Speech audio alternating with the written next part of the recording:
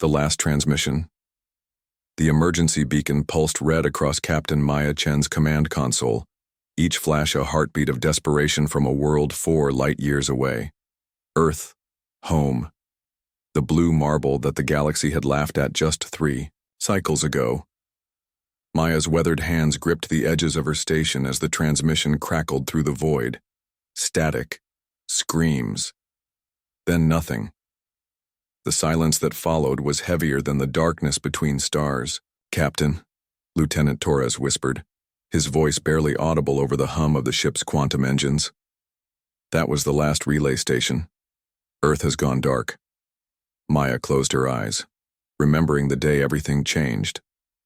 The day humanity learned its place in the cosmic hierarchy. 3 galactic cycles ago, the Zenith Station had been humanity's greatest achievement, a testament to their determination, built from salvaged alien technology and human ingenuity. It floated at the edge of contested space, a symbol of Earth's readiness to join the Galactic Council. The council chamber had been magnificent, crystalline. Walls reflected the light of 1,000 stars, and representatives from 200 civilizations filled the amphitheater. The Vorthans sat in their obsidian thrones, their 6 arms folded in casual superiority.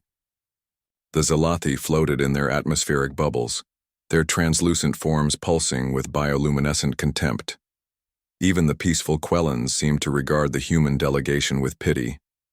Ambassador Sarah Martinez had stood tall despite the weight of 1,000 dismissive gazes. Her voice had been steady as she presented Earth's petition for full membership. She spoke of human achievements, the cure for stellar plague that had saved 3 colony worlds, the quantum communication network that improved galactic trade by 30%, the diplomatic resolution of the Proxima conflict. The laughter had started softly, a chittering from the insectoid Krex delegation, a rumbling bass note from the silicon-based Gorvax. Soon the entire chamber resonated with alien mockery. High Chancellor Vextor of the Vorthon Empire had risen from his throne, his crystalline carapace catching the light in a display of rainbow arrogance. "The children of Earth speak of achievements," he had said, his voice carrying the weight of 10,000 years of civilization. "Yet they still burn fossil fuels. They still die from cellular mutations. They have barely left their stellar cradle. We have contributed to galactic society," Ambassador Martinez had insisted. "Our scientists, our artists, our diplomats—" "Your contributions are those of servants," Vextor interrupted. "Useful, perhaps, but hardly the mark of equals. When the Vorthans were conquering star systems, your ancestors were learning to make fire. When we achieved immortality through consciousness transfer, you were dying from preventable diseases. You are infants at the table of giants." The vote had been unanimous. Earth's petition was denied. Humanity would remain a protectorate species, their worlds open to exploitation, their resources claimed by superior civilizations, their children conscripted for menial labor across the galaxy. But the true humiliation had come 6 months later. The Vorthan invasion fleet had appeared in Earth's skies without warning. 300 dreadnoughts, each the size of a small moon, their weapons powered by captured stars. The ultimatum had been simple: surrender unconditionally or face extinction. Earth had sent desperate pleas to the Galactic Council. Surely they argued this violated the Charter of Sentient Rights. Even protectorate species were guaranteed basic sovereignty. The Council's response had been swift and cruel. A public broadcast across all quantum channels, showing the assembled representatives, as Ambassador Martinez made her final plea. "The Charter protects civilized species," Chancellor Vextor had declared. "Earth has been judged inadequate. The Vorthon claim is legitimate under the right of superior development. Perhaps in 1,000 years, if any humans survive, they might evolve to a level worthy of our consideration." The laughter that followed had echoed across the galaxy. Entire worlds had tuned in to watch humanity's embarrassment. The Krex had composed mocking songs. The Zalathi created holographic theaters showing caricatures of primitive humans begging advanced species for mercy. In her quarters aboard the ESS Defiance, Then Commander Maya Chen had watched the broadcast with tears of rage streaming down her face. Her family was on Earth, her daughter Lily just starting university, her parents retired in the restored forests of the Amazon. That night, she had made a promise. Not to the Council, not to Earth's government, but to the stars themselves. "You want to see what primitives can do?" she had whispered to the darkness. "We'll show you." The secret had been buried in humanity's greatest shame. For decades, Earth scientists had worked on weapons the galaxy had banned: quantum consciousness weapons, reality manipulation technology, the kind of science that civilized species considered too dangerous, too unethical to pursue. Humans, it seemed, were not civilized enough to care about such restrictions. Dr. Emmanuel Reyes had been the breakthrough's architect. A quantum physicist who had lost his son to Krek slavers, he had dedicated his life to understanding the fundamental nature of consciousness itself. His work had been deemed too dangerous by the Earth Ethics Committee. He had continued in secret, funded by the shadows of human government that the galaxy never saw. "Consciousness is just information," he had explained to Maya during a clandestine meeting. "And information can be manipulated, transmitted, or—" He had paused, his eyes holding a darkness that matched the void between stars. Deleted, the Yuck project had been called Prometheus, a fitting name for the fire stolen from the gods.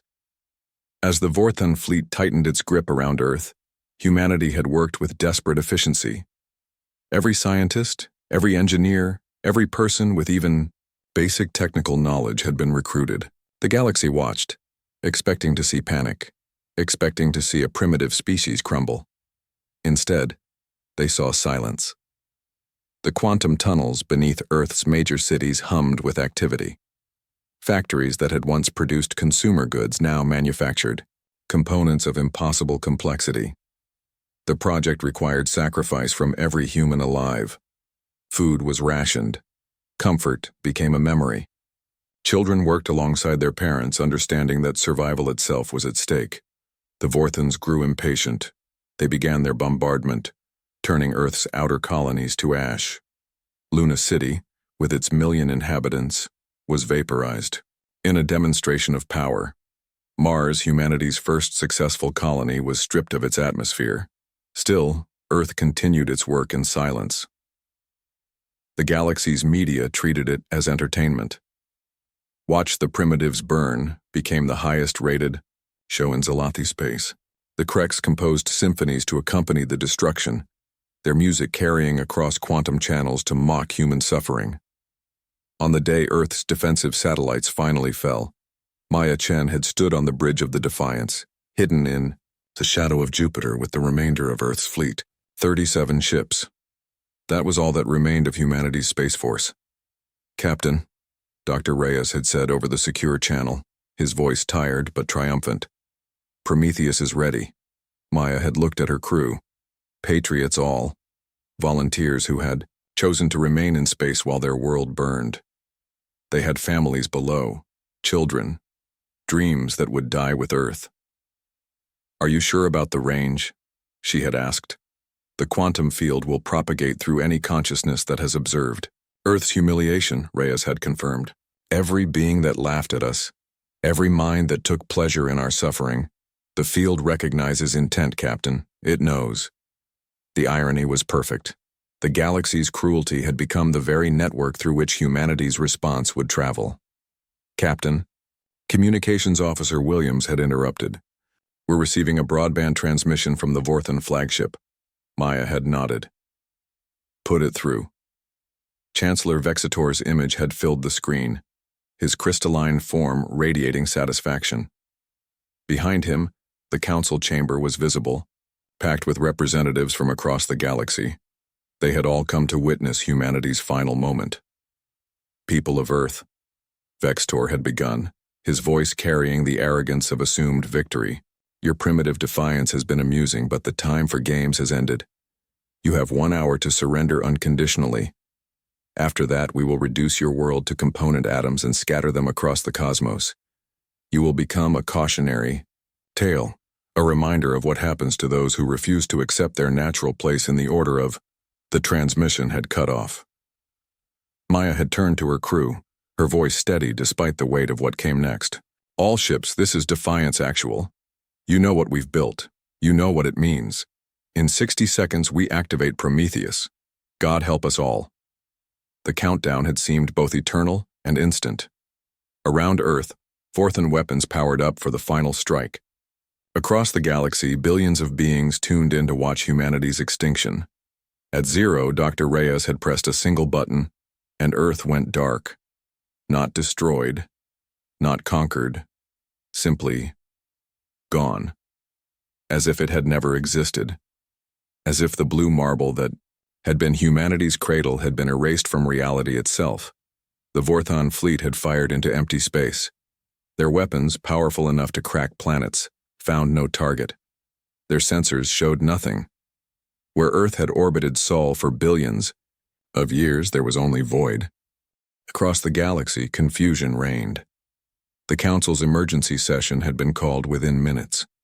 For the first time in recorded history, there was fear in Chancellor Vextor's voice. "Where is Earth?" he had demanded. "What have the primitives done?" But there had been no answer. Only silence. A silence that seemed to echo with promise. A silence that whispered of something impossible. In the shadow of Jupiter, Maya Chen had smiled. The first phase was complete. The galaxy had laughed at Earth's children. Now they would learn why that had been their greatest mistake. "All ships," she had commanded, her voice carrying the weight of humanity's vengeance. "Initiate quantum jump. It's time to teach the galaxy about consequences." As the human fleet vanished into folded space, the last transmission from Earth echoed across the cosmos. A child's voice, young and defiant, speaking words that would haunt the dreams of 1,000 species. "You should not have laughed at us. You really should not have laughed." The darkness that followed was absolute. And in that darkness, something new was stirring. Something that had been forged in the fires of humiliation and tempered by the hammer of necessity. Humanity was coming, and the galaxy would never laugh again. When silence spoke louder than words, the celebration in the Grand Hall of the Galactic Council lasted exactly 17 hours and 32 minutes. Chancellor Vextor had declared it a feast of cosmic justice, a commemoration of the galaxy's superiority over the upstart primitives who had dared to dream beyond their station. The Zalathi performed their liquid light dances, their translucent bodies pulsing with colors that had no names in human language. The Kreks orchestrated a symphony of triumph, their chittering instruments creating harmonies that celebrated the natural order of things. Even the normally stoic Gorvaks rumbled with satisfaction, their silicon forms resonating with the frequency of vindication. "Let this be a lesson," Vextor proclaimed, raising a crystalline chalice filled with condensed starlight. "The universe has a hierarchy, a natural order that cannot be defied. The humans thought their primitive cunning could challenge eons of evolution. They thought their insignificant planet held secrets that could threaten us. They were wrong, Thiao." Assembled representatives roared their agreement. On the massive holoscreen surrounding the hall, the empty space where Earth had been rotated slowly, a void that served as a monument to the price of defiance. "They destroyed themselves, rather, than submit," laughed a Krex diplomat, its mandibles clicking in amusement. Even their final act was that of primitives. No strategy, no wisdom, just the tantrum of a child breaking its own toys. The party continued. Exotic delicacies from 100 worlds were consumed, alliances were strengthened, trade agreements were signed.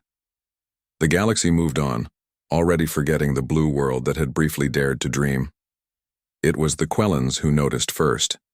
Their deep space monitoring stations, designed to track cosmic phenomena, detected an anomaly, a quantum signature unlike anything in their databases. It pulsed from the void where Earth had been, growing stronger with each passing hour. "Curious," mumbled Chief Observer Zephix, adjusting their sensors. "The quantum field is expanding, but that's impossible. There's nothing there to generate it." The readings were dismissed as equipment malfunction. After all, the primitive humans couldn't have left behind anything significant. They were gone, erased, a footnote in galactic history. 3 days after Earth's disappearance, the first Vorthan colony went silent. Vorthan Prime Colony 7 had been a jewel of the Empire. 3 billion souls living in crystal cities that touched the clouds. The planet had been conquered 7,000 years ago, its original inhabitants long since extinct or absorbed into the Vorthan collective consciousness. The silence was absolute. No distress signals, no energy readings, no signs of attack or natural disaster. Simply nothing. Where a thriving world had existed, sensors showed empty space. Chancellor Vextor received the news with irritation rather than concern. Technical difficulties, he declared. Send a scout fleet to investigate. The scout fleet never returned. Within hours, 2 more Vorthon worlds vanished. Then a Krex industrial complex, a Zalathi research station. Each disappearance was preceded by the same quantum signature that had been detected at Earth's location. Panic began to spread through the council chambers. Emergency sessions were called. The greatest minds in the galaxy were consulted. None could explain what was happening. It's spreading, reported the Gorvac Science Collective, their crystalline forms pulsing with alarm. The quantum field is propagating through specific pathways. We've analyzed the pattern. It's targeting worlds and stations based on what? Demanded Vextor, his usual arrogance replaced by barely concealed fear. Based on quantum observation records, the Gorvac continued. Every location that vanishes had direct observational contact with Earth's destruction. They all watched. They all witnessed. The implications were staggering and impossible. You're suggesting the humans somehow weaponized observation itself? Scoffed a Zalathi elder. That's absurd. They barely understood basic quantum mechanics. But the evidence was undeniable.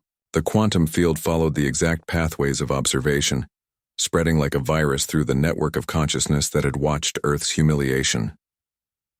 On the 10th day, 17 worlds had vanished. Billions of lives simply erased. No debris, no energy release, just absence, as if they had never existed at all. It was then that the message came. Every communication device in the galaxy activated simultaneously. Every screen, every neural interface, every quantum receiver displayed the same image, the bridge of a human warship. And standing at its center, Captain Maya Chen. She looked different now. Her eyes held depths that seemed to stretch into infinity. When she spoke, her voice carried harmonics that bypassed translation, speaking directly to consciousness itself. Representatives of the Galactic Council, she began, her tone carrying neither anger nor satisfaction, just certainty. 10 days ago, you celebrated our destruction. You laughed at our extinction. You called us primitives unworthy of respect. Behind her, the bridge crew worked at stations displaying incomprehensible data streams. The technology was familiar yet alien, as if human ingenuity had taken galactic science and transformed it into something entirely new. You were right about one thing, Maya continued. We are different. While you spent millennia perfecting what you knew, we spent decades discovering what you feared to learn. While you built empires on the foundation of superiority, we built understanding on the foundation of survival. The image shifted, showing a star chart. Hundreds of red marks indicated vanished worlds, but there were thousands more, glowing with potential threat. Earth is not destroyed, Maya revealed. We simply stepped sideways, shifted our entire world into a quantum state that your sensors cannot perceive. We exist between the moments of your reality, in the spaces your consciousness cannot comprehend. Vextor's image appeared on a subsidiary screen, his crystalline form trembling with rage and fear. Impossible. You're bluffing. Primitive species cannot what? Maya interrupted. Cannot develop quantum consciousness weapons? Cannot discover that observation itself is a force that can be manipulated? Cannot turn your own cruelty into the pathway of your destruction? She gestured, and the star chart zoomed in on the Vorthan home system. Your worlds are not destroyed either, Chancellor. They're simply elsewhere, removed from this reality and placed in quantum suspension. Their fate now depends entirely on our discretion. The silence that followed was profound. Across the galaxy, billions of beings watched in stunned disbelief as everything they believed about the cosmic hierarchy crumbled. Here are our terms, Maya announced, her voice carrying the weight of humanity's judgment. First, the immediate dissolution of the Galactic Council in its current form. Second, the establishment of a new confederation based on equality, not evolutionary age or technological advancement. Third, the return of all species currently held in servitude or second-class status to full sovereignty. And if we refuse, growled a Krex general, its warrior instincts overriding its fear. Maya smiled, but there was no warmth in it. Then you join the vanished, one by one, world by world, until only those willing to embrace a new order remain. The quantum field responds to intent. Every act of cruelty, every moment of superiority, every laugh at another's expense creates a connection. And through that connection, we can reach you. She paused, allowing the implications to sink in. You taught us we were not your equals. You were correct. We surpassed you the moment you chose mockery over mentorship, dominance over diversity. The transmissions from human fleet began flooding in, ships appearing from quantum space, but they were no longer the primitive vessels the galaxy remembered. They were something else entirely. Technology that bent reality around it, weapons that targeted not matter but the fundamental forces of existence itself. We don't want to rule, Maya continued. We never did. We wanted to belong, to contribute, to grow alongside you. You denied us that chance, so we created our own path, and now that path leads back to you. Dr. Emmanuel Reyes appeared beside her, his appearance altered by exposure to quantum fields. His eyes held swirling galaxies, and his voice seemed to echo from multiple realities simultaneously. The quantum consciousness field cannot be stopped, he explained with scientific detachment. It exists outside your understanding of space and time. Every world connected to Earth's observation network is vulnerable. The only defense is simple. Change. Evolve not your technology, but your perspective. Abandon the hierarchy that brought you to this moment. The Vorthan Empire fell within hours, not through battle but through fear. As world after world vanished, the surviving systems sued for peace. Chancellor Vextor, his crystalline form, cracked with stress fractures, transmitted his unconditional surrender. The Krex hegemony followed, then the Zelathi collective. One by one, the powers that had sneered at humanity's primitive nature bowed before the reality of their achievement. But Maya Chen had spoken truth. Humanity didn't want conquest. As quickly as they had vanished, the missing worlds began to return. Each reappearance was accompanied by a message. Welcome to equality. The new Galactic Confederation was born not from diplomacy, but from humanity's refusal to accept the role assigned to them. The charter was simple. No species held inherent superiority. No civilization could claim dominance based on age or advancement. Every voice, from the youngest race to the oldest, carried equal weight. Earth reappeared last. The blue marble emerged from quantum space exactly where it had always been, its surface unchanged, its people intact. But something fundamental had shifted in the galaxy's consciousness. In the rebuilt council chambers, now designed as a circle, rather than a hierarchy, Ambassador Sarah Martinez stood where she had once been mocked. The same beings who had laughed at her now listened in respectful silence. We return Earth to normal space as a gesture of trust, she announced. The quantum consciousness field remains, but dormant. Consider it a reminder, not a threat, but a promise. We are all equal here, or none of us are safe. Maya Chen watched from the Defiance, now serving as humanity's guardian in the stars. Her daughter Lily stood beside her, part of the new generation that would grow up in a galaxy forever changed. Was it worth it, Mom? Lily asked, looking at the star chart showing thousands of worlds now linked in cooperation rather than domination. Maya considered the question, remembering the fear in her heart when Earth had seemed doomed, remembering the rage when the galaxy had laughed at their destruction, remembering the moment they had chosen to forge their own path. "Ask me in 1,000 years," she replied, a genuine smile crossing her face for the first time in months. When children from 100 worlds learn together, when knowledge flows freely without hierarchy, when being different is celebrated rather than mocked, then we'll know if we chose correctly. The quantum field pulsed gently through space, invisible but ever present, a reminder that consciousness itself could be a weapon or a bridge depending on how it was wielded. The galaxy had learned a lesson that would echo through eternity. Never underestimate those you consider beneath you, for in their struggle to rise, they might just lift the very foundations of reality itself. In schools across the galaxy, a new lesson was taught, not about the superiority of species or the hierarchy of evolution, but about the day humanity refused to accept their place. The day laughter turned to silence. The day the primitive became the profound. And in the quiet, moments between stars when diplomats from 1,000 worlds worked together as equals, they remembered the words that had changed everything. Words spoken by a child from a world that had refused to disappear. "You should not have laughed at us, you really should not have laughed." The new age had begun.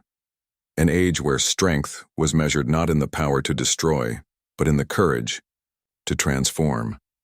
Where advancement meant not just technology but wisdom. Where the smallest voice could carry the greatest truth. Humanity had not conquered the galaxy. They had done something far more profound. They had taught it to evolve.